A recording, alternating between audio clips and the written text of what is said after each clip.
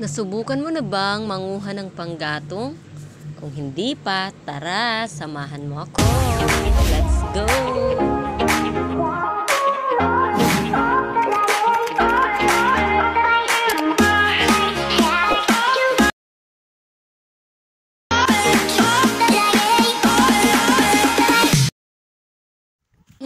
Hello. Good day everybody. Good day everyone. Hello po sa aking mga followers sa Facebook, followers ni Mars Teresa Dizon, and hello din po sa mga subscriber ng aking YouTube, Mars Teresa Dizon pa rin po. Hello po sa inyong lahat. Ayan, kung bago ka po sa aking YouTube, please subscribe and like. Ayan, pa-share na po rin po ng aking mga videos. Shoutout din po kay Bike Tayo 7055. Sabi ni Kuya, pa-shoutout ako sa next vlog mo, idol. Salamat. Salamat sa maliwanag na videos. Parang nakakapunta na rin ako sa bukid. So ito na po, idol. Na shoutout na po kita. Din syempre, nakasubscribe na din ako at nakadalaw sa bahay mo. So ayan, sana na idol, matulungan mo din ako na ma-share yung aking mga videos. Thank you po. Thank you sa inyong lahat. So ayan na nga tayo mga mare ko. Nandito tayo ngayon sa bukid para manguha ng panggatong. So ayan, kinakamay-kamay ko lang kasi naiwan yung aking itak. Si Mr. lang yung may dala, ako walay.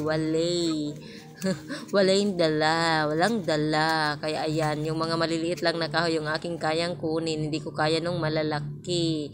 So ayan na nga mga Mars ko. Marami-rami na rin kami nakuhang panggatong.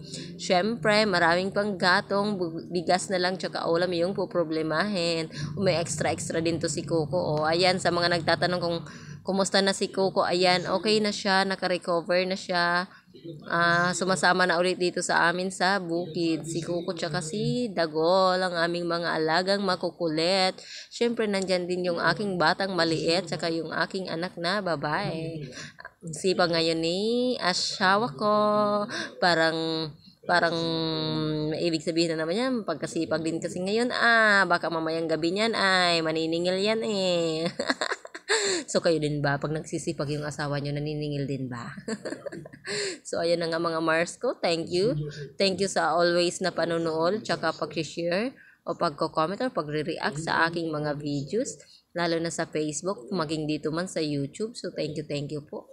Sa mga hindi pa naka-follow sa aking Facebook, follow na po. Mars Teresa Dizon, ang inyong maring content creator. So ayan, malapit na matapos magkarga ang aking asawa. Marami-rami na yan.